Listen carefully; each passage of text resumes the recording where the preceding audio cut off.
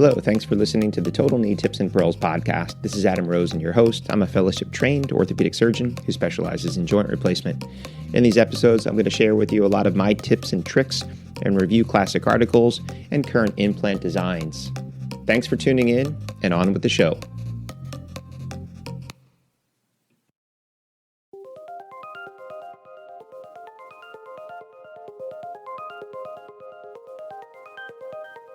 Hello and welcome back. This is Adam Rosen, and you're listening to the Total Knee Tips and Pearls podcast.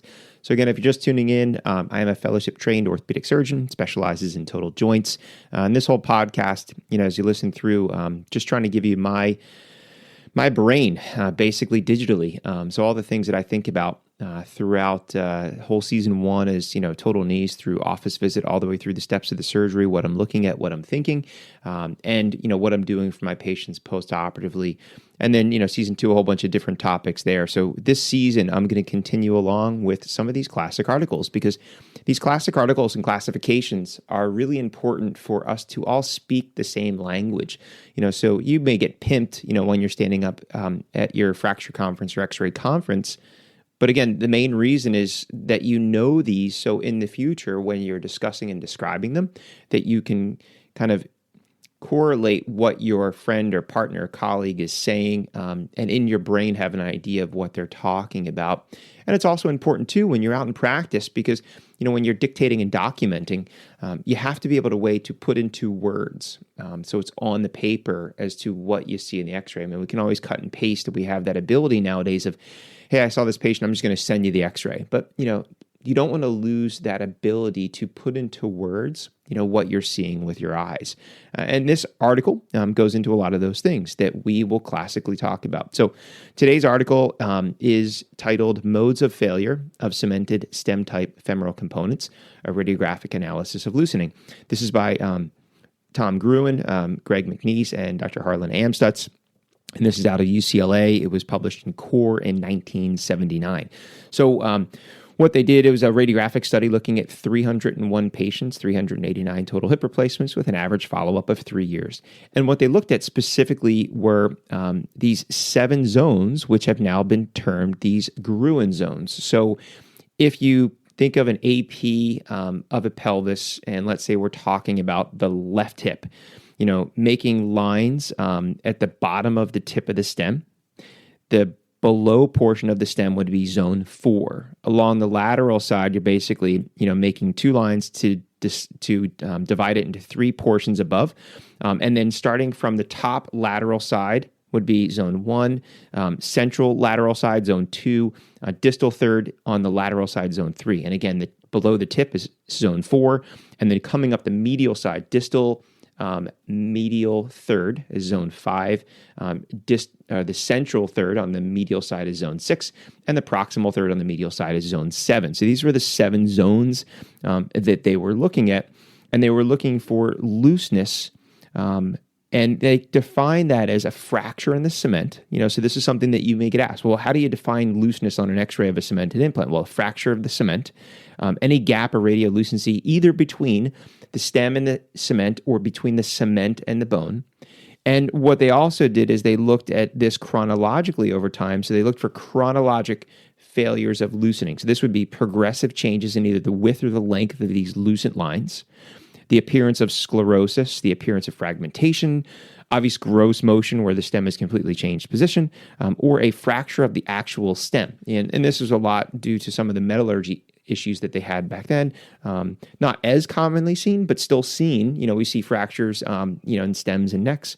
And what they found at the end of all of that was 19% of their patients had x-ray findings of loosening. And when they followed those 19% patients, 14% of them had progressive changes.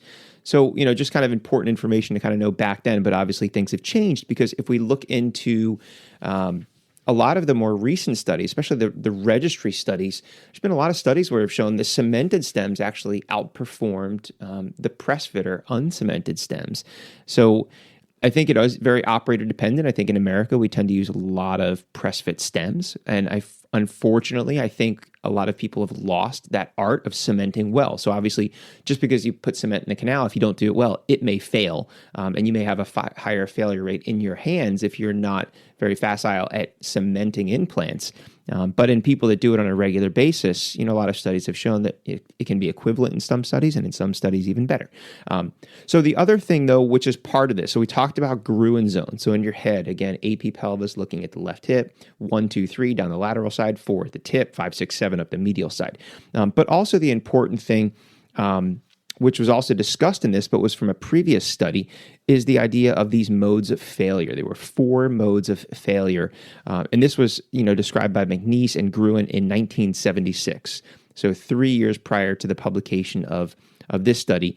And when we talk about the modes of failure, there's 4 modes. So we have mode 1 is pistoning, mode 2 is medial midstem pivot, mode 3 is Calcar pivot, and mode 4 is cantilever bending. And again, I'll put all of these in the show notes so you get quick access. If you need this on rounds, just pop into the show notes, and I'm going to put all these out there in a nice little summarized order. So let's go into this in detail. So mode 1 of failure, pistoning, there's actually 2 types. So 1A is the stem is pistoning in the polymethyl methacrylate, in the cement. And what you'll see is this characteristic punched out crack at the tip of the stem, because the stem is just going up and down on the stem, and bang, goes through right through the distal tip of the cement plug. So that's mode 1A, pistoning, stem pistoning in the cement. Mode 1B is that the polymethyl methacrylate, or the cement, is pistoning within the bone. And this is the one that I think most people kind of put together with loosening. And this is this radiolucency around the cement, or this halo reaction around the entire cement mantle. So that's the one that most people are going to see, and I think refer to most commonly as this, global lucency around the cement mantle. And again, that's mode 1B. So mode 2 is a medial midstem pivot. This is where there's a medial migration of the proximal aspect of the stem and a lateral migration of the distal tip. So you can imagine, just with those vectors and forces, that the head and pressure is pushing the head down, and then the stem is collapsing medially and tipping out laterally within this kind of failed cement mantle. That's mode 2, medial midstem pivot. Mode 3 is a Calcar pivot. So this is where the tip of the stem is actually windshield wipering back and forth, but the proximal aspect, or the calcar area, is still well fixed. So that's mode 3, Calcar pivot. And then mode 4 is cantilever bending. So this is loss of the proximal support of the implant, but the tip is well fixed. So either poor cement mantle or possible bone resorption osteolysis or loss of cement mantle. But distally, it's intact. It's the top of the stem that is moving back and forth. So, there you have it. And again, I will put this in very kind of, nice summary. The zones of Gruen, 1, 2, 3 down the lateral side from proximal to distal, 4 at the tip, and 5, 6, 7 up the medial side from distal to proximal. And then these 4 modes of failure. So number 1, pistoning. 1A is the stem in the cement. 1B is the cement in the bone. That's the most common, full radiolucency around the cement mantle. 2, medial midstem pivot. 3, Calcar pivot. And 4, cantilever bending. So again, just kind of, review this, pull up the article, read it, review it, kind of keep it in your Dropbox or your Google Docs just so you have for reference in the future.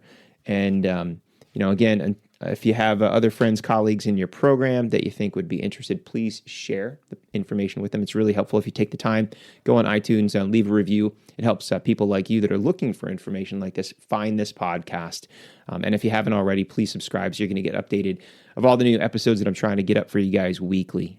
Until next time, keep studying, keep reading, keep taking good care of your patients. And until next time, stay safe. I'm Adam Rosen, and thanks for listening to the Total Knee Tips and Pearls podcast.